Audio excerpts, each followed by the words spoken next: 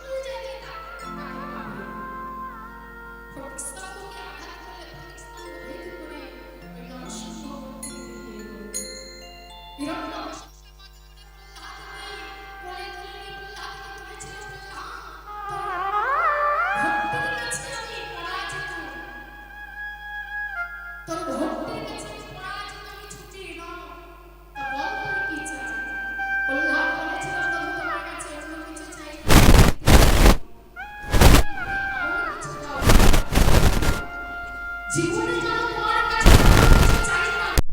না না, আর যৌবনে গেলে কৃষ্ণ ভজন করলে কি হয় মা? যৌবনে তার উচ্চারণে কৃষ্ণ ভজনের উপযুক্ত না। কিন্তু যৌবনকালে আমরা কৃষ্ণ ভজন করতে পারি না কেন? কাম কামনা রিপু আমাদের পরিত্যাগ। আমরা যদি কৃষ্ণ ভজন করতে যাই, ওই রিপু মানে কৃষ্ণ ভজনের পথে বাধা হয়ে যাবে। এটাই হচ্ছে ভগবানের পরীক্ষা। রিপু মানে কৃষ্ণ ভজনের পথে বাধা হয়ে যাবে। কেউ যদি রিপুর বশীভূত না হয়ে, কাম কামনার দাস না হয়ে, কামিনী কাঞ্চনী মেতে না থেকে, রিপু মানে এই গোবিন্দ চরণে প্রণাম দিতে পারি। আমার গোবিন্দ সেই ভক্তির কাছে এসে না ভাবো। আবদ্ধকালে মায়ার লাগি থাকা কারণে যোগীর ঘরে যেতে হবে, যোগীর কাছে যেতে হবে বলে আমরা হরি ভজন করি।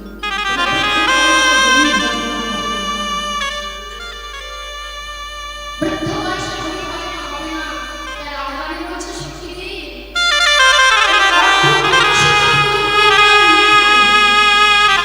সখীগণ সঙ্গে নিয়ে আজ রাধারানীর মনের আনন্দে আজ কুসুম চয়ন করতে লাগবে। সখীগণ বলছে ললিতা, আই কৃষ্ণ চলো চলো রচনা করো কুসুম চয়ন করো। আজ রাধারানী কি করছে? ললিতা বলছে ললিতা তোরায়া তোরায়া আয় সাজনে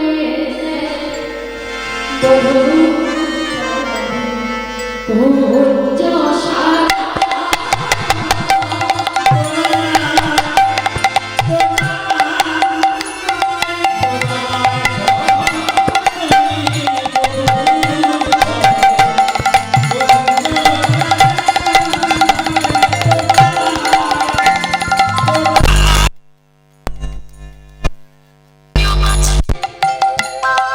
দেখিতে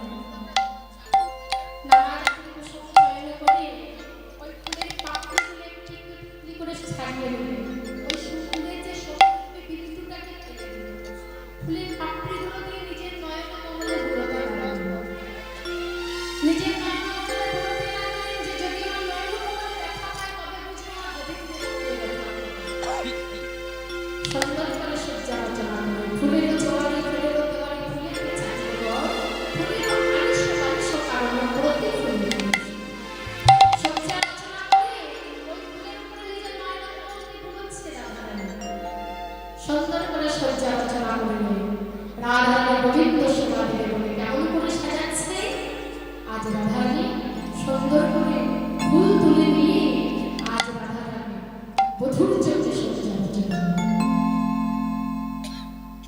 সুন্দর করে সজ্জা রচনা বধূর লালিয়া সে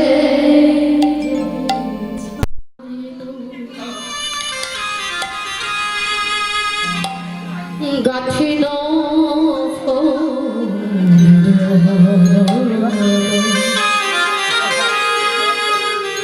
তাম্বুল সাজিল দেবয়ারে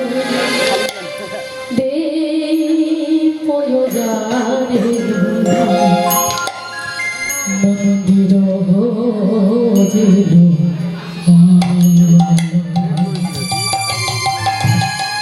বধুর লাগিয়া সে যে বিছাইল গাথিল গাথিল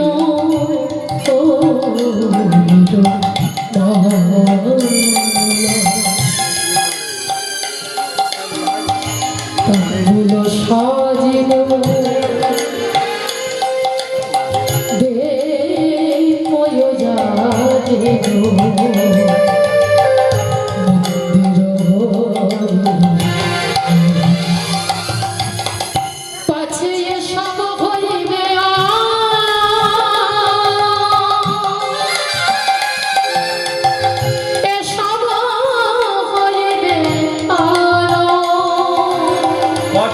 সব হইবে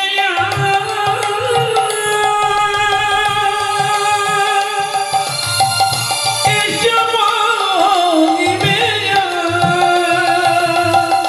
সোহাগ নাগর গুণের সাগর সোহেল নাগর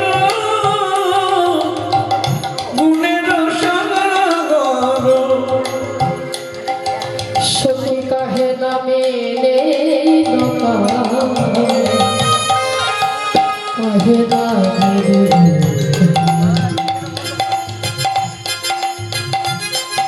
সখী কাহে না মেলে সখী কাহে না মিলোকা আমার কৃষ্ণ সেবা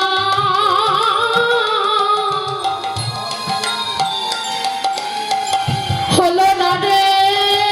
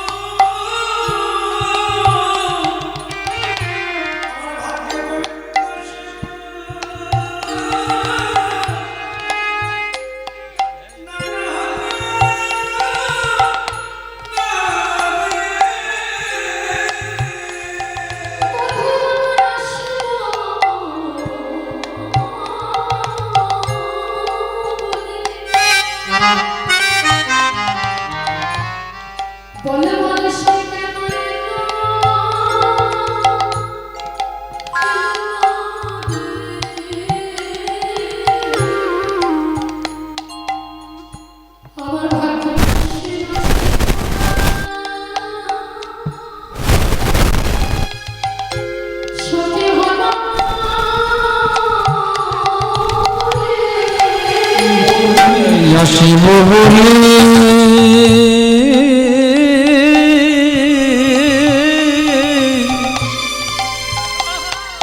নানা এলো না রে,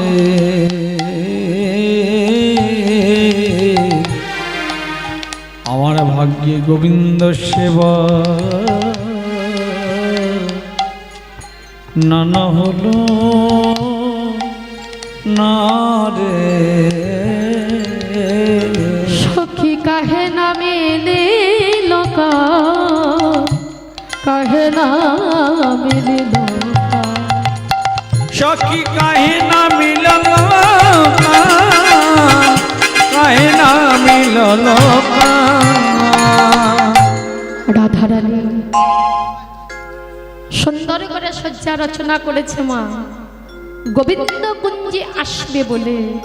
কেমন করে বলে, বধুরও লাগিয়ে আসে যে বিছাইনু গাথিনু ফুলের মালা, তাম্বুল সাজাইনু দীপ উজাড়িনু মন্দির হইল আলো। শয্যা রচনা করলেন, কটকুট তাম্বুল সাজালেন, দীপ প্রজ্বলিত করলেন, বধূকে সেবা দেবে বলে, কৃষ্ণ সেবা দেবে বলে সুন্দর করে রাধারানী কুঞ্জ সাজালেন। রাধারানী বলছে, সখীরে শাশুড়ি ননদিনীকে আমি বঞ্চনা করে আমি গৃহ মাঝে এলাম, বধূ আমার কুঞ্জে কেন, বধূ কথা দিল কেন এলো না? বলে, শাশুড়ি ননদিনী বঞ্চনা করিয়া আইলাম গৃহ মাঝে, বড় সাদ মনে এরূপ যৌবনে মিলিব বধূর সঙ্গে। আমার বড় আশা ছিল, বড় স্বাদ ছিল, আমি বধূর সঙ্গে আমি মিলন করব, বধূর সঙ্গে আমার মিলন হবে। কিন্তু বধূ কথা দিয়ে বধূ আমার কুঞ্জে এলো না। রাধারানী কুঞ্জ সাজিয়ে বসে আছে, গোবিন্দ কুঞ্জে কখন আসবে? রাধারানী বলছে, সখী আমি শাশুড়ি ননদিনীকে বঞ্চনা করে আমি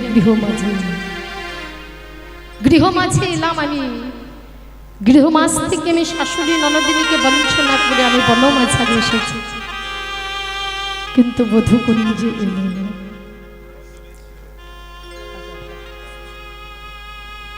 বধূ আমার কুঞ্জে এলো না। রাধারানী পথপানে চেয়ে আছে, বলছে, সখীরে পথপানে চাহি কত না রহিব, কত না রহিব, কত প্রবাধিব মনে, কত প্রবাধিব মনে।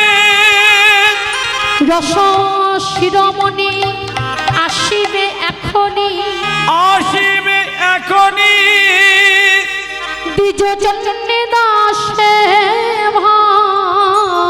রস শিরোমণি আসিবে এখনি, দ্বিজ চণ্ডী দাস মনে। রাধারানী যখন দুঃখ করে বলছে, সখীরে বধূর জন্য আমি কুঞ্জ সাজালাম, কিন্তু বধূ আমার কুঞ্জে কেন এলো না? দ্বিজ চণ্ডী দাস পদকট্টালির এক পাশে দাঁড়িয়ে বলে, রাধে তুমি দুঃখ করো না, তোমার প্রাণ বল্লভ। দ্বিজ চণ্ডী দাস বলছে, তোমার প্রাণ বল্লভ সেই রসের শিরোমণি, চতুরের শিরোমণি সে আসলো বলে। রাধারানী সখীগণ সঙ্গে আজ দুঃখ করে বলছি, আমার বধূ কেন কুঞ্জে এলো না? এদিকে গোবিন্দ রাধারানীকে কথা দিয়েছে রায়কুঞ্জে আসবে, রায়কুঞ্জে আসছিলেনও বটে। যেমন আমার রাধারানী কুঞ্জ সাজিয়ে বসে আছে, আর একজনও কুঞ্জ সাজিয়ে বসে আছে, সেটিকে না রাধারানীর বোন চন্দ্রাবলী, সেও কুঞ্জ সাজিয়ে বসে আছে। চন্দ্রাবলী রাধারানীর সঙ্গে একটা বিবাদ আছে। চন্দ্রাবলী মনে মনে ভাবে, রাধারানীও রাজার মেয়ে, আমিও রাজার মেয়ে, ও রাজকন্যা আমিও রাজকন্যা, ও রূপবান রূপবতী আমিও রূপবতী। তাহলে গোবিন্দ রাধারানীকে এত ভালোবাসে, রাধারানীর কুঞ্জে যায়, সে কেন আমার কুঞ্জে আসবে? তা যদি কখনো রাধারানী কুঞ্জ হতে যদি কখনো গোবিন্দ আমার কুঞ্জে আসে, সেই দিন আমি দেখিয়ে দেব কৃষ্ণ সেবা কাকে বলে। এমন ভাবে সেবা দেব, এমন সেবা দেব যাতে রাধারানীর নাম আর বদনে না নেয়। এদিকে চতুরে শ্রবণী হেলতে দুলতে যখন নিশীথে রায় কুঞ্জের দিকে চলেছে, রাধারানীর সখী পদ্মা ছুটতে, চন্দ্রাবলীর সখী পদ্মা ছুটতে ছুটতে রাধা পদ্মাবতীর কাছে গিয়ে বলছে, চন্দ্রে, আরে ও চন্দ্রে, তুই এতদিন যার জন্য বসেছিলি অপেক্ষা করে, সেই গোবিন্দ তোর কুঞ্জের দাঁড়িয়ে যায়। যা যা গোবিন্দকে আপন কুঞ্জে নিয়ে আয়, গোবিন্দকে তুই মনের মতো করে সেবা দে।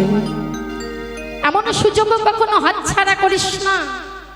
কৃষ্ণ সেবা দে, তোর মনোবাসনা পূর্ণ কর। গোবিন্দ আমার যখন চলেছে, চন্দ্রাবলী ছুটতে ছুটতে কুঞ্জের দাঁড়িয়ে গিয়ে দাঁড়ালো। কুঞ্জের দাঁড়িয়ে গিয়ে দাঁড়িয়ে গোবিন্দের সম্মুখে গিয়ে দুটি করজোড়ে, প্রভু এই নিশীথে তুমি কোথায় চলেছ? আমি যে বহুদিন অপেক্ষা নিয়ে বসে আছি, বহু বাসনা নিয়ে বসে আছি, আমি তোমাকে মনের মতো করে সেবা দেব, মনের মতো করে সাজাবো। তুমি আমার বাসনা পূর্ণ করো, তুমি আমার মনস্কামনা পূর্ণ করো। চন্দ্রাবলী যখন কাঁদিতে লাগলে, ভগবান সকলে কিছু সইতে পারে, কিন্তু ভক্তের নয়নের জল সইতে পারে না। চন্দ্রাবলীর সঙ্গে চন্দ্রাবলীর কুঞ্জে গোবিন্দ গেলে, চন্দ্রাবলী সারা নিশি গোবিন্দকে সেবা করলেন, সারা নিশি গোবিন্দ সেবা করলেন। ওদিকে রাধারানী পথপানে যে বসে আছে, গোবিন্দ কখন কুঞ্জে আসে, গোবিন্দ কখন কুঞ্জে আসে। আমাদের লীলা আমরা এইখানে রেখে যাব, পরবর্তী লীলা আস্বাদন করো। রাধারানী বাসবসজ্জা রচনা করে গোবিন্দের আশা পথপানে চেয়ে বসে আছে। গোবিন্দ কুঞ্জে এলো না, রাধারানী দুঃখ করে সখীগণকে বলছে, সখী আমার বধূ কেন আমাকে কথা দিয়ে কথা রাখলো না, বধূ কেন আমার ছলনা করলো, বধূ কেন আমার সঙ্গে মিথ্যা বলল। সখীগণ সঙ্গী রাধারানী দুঃখ করে আজ রাধারানী দুটি নয়ন জলে কাঁদেছে। পরবর্তী লীলা আস্বাদন করো। সখীগণ বলছে, রাধে তুই কাঁদিস না, তোর বধূ আসবে, তুই ধৈর্য ধর, অমন করে তুই কাঁদিস না। সখীগণ রাধারানীকে সান্ত্বনা দিচ্ছে, প্রবাদে দিচ্ছে। এবার পরবর্তী লীলা আপনারা সকলে আস্বাদন করুন, সকলে পরবর্তী লীলা আস্বাদন করুন। আমাদের জয় রাধে শ্রীরাধে, আমাদের লীলা আমরা এখানে বিশ্রাম রাখব। জয় রাধে জয় রাধে জয় রাধে জয় রাধে জয় রাধে জয় রাধে জয় রাধে জয় রাধে জয় রাধে জয় রাধে জয় রাধে জয় রাধে জয় রাধে জয় রাধে জয় রাধে জয় রাধে। জয় জয় শ্রী গুরু বাবানন্দ তাই গৌর হরি হরি বল। রাধে শ্যাম রাধা রানী কি জয়। জয় মহাপ্রভু।